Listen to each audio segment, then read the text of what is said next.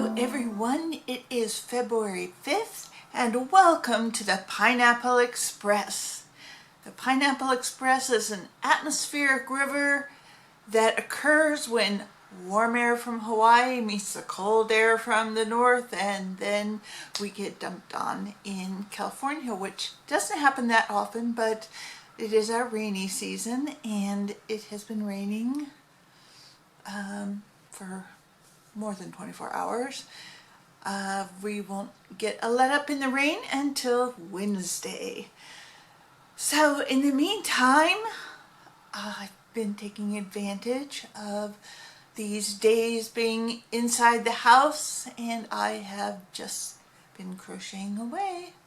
So I'm still working on the two spring flings, naturally, because they take a long time. And the last time I showed you the spring fling, I think I was like down here somewhere. Maybe like on this first green row. But now I'm much further than that stripy area, and I'm starting to build what will become the new corners. So I'm changing this from an octagon to a square. And I have a couple of pictures of it that I took a couple days ago that are before I started the new corners. And the new corners is a 6-part section of the pattern, and each section has 4 rows, and there are some parts of the rows that are identical from part to part. So I really just need the instructions of going around the new corner. And so what's really nice is, because I'm working on 2 at once, is I do the row on one and then don't have to look at the instructions again. I just do it on the other one. So what row am I on? I don't even know. I'm on like row 82 or something out of 110. So, yeah, so let me just put those 2 pictures up of where I was a couple days ago, right here.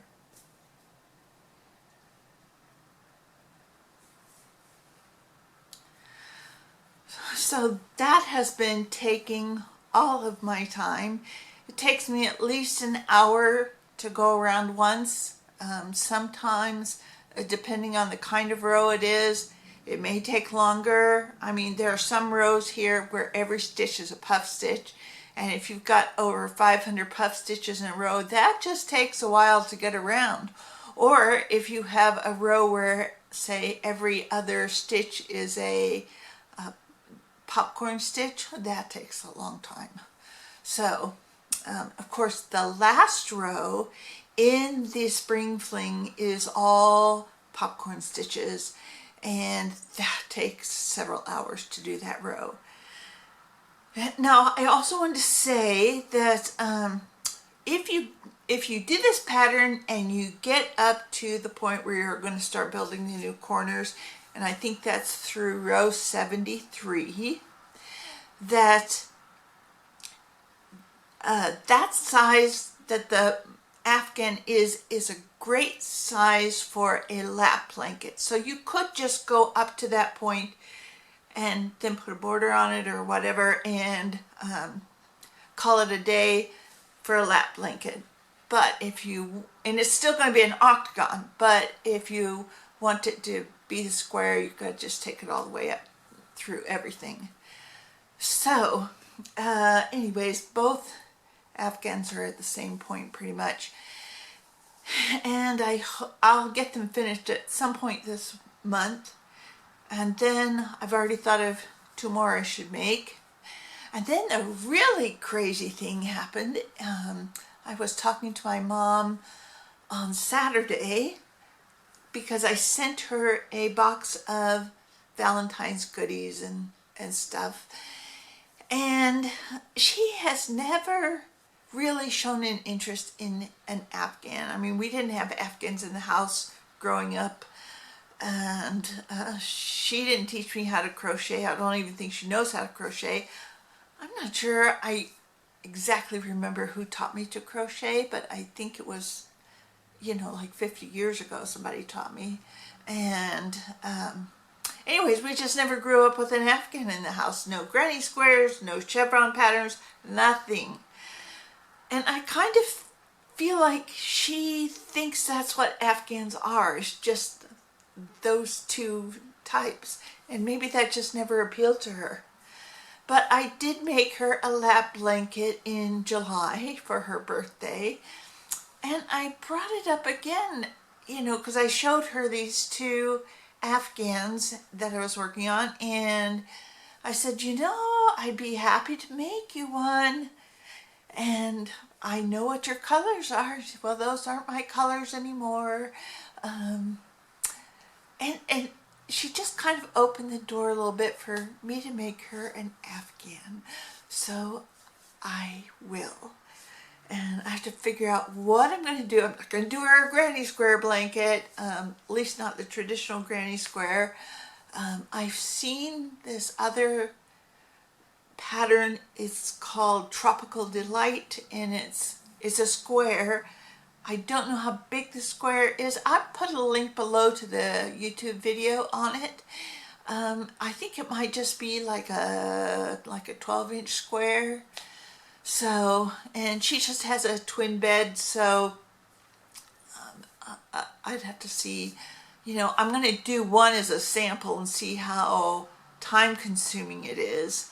I mean, the demonstration video is almost 2 hours long, so, but I'll just see how it goes, and maybe I'll do that, or I'll do a spring fling only in her new colors. And yeah, we'll see how that goes.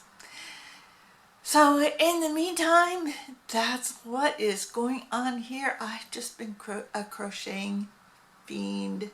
I mean, sometimes I crochet for like 8 hours a day. Sometimes I only get 1 hour in, sometimes none, but lately it's been like 8 hours a day. And you know, one thing I wanted to bring up was,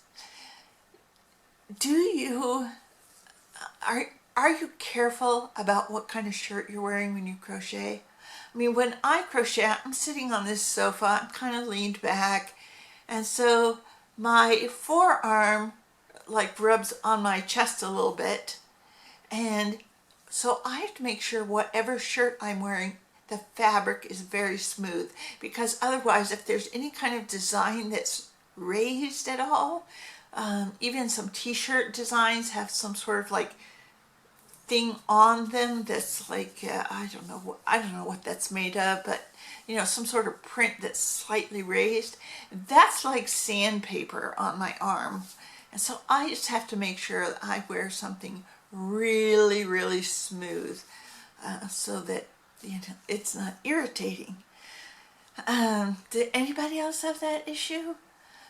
Or are you aware of what kind of shirt you're wearing when you're crocheting?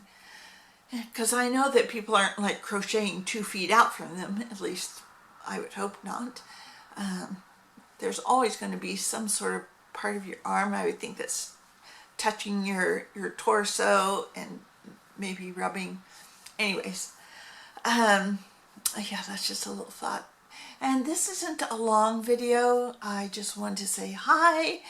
And if you're a new subscriber here, welcome. And remember, please hit that like button.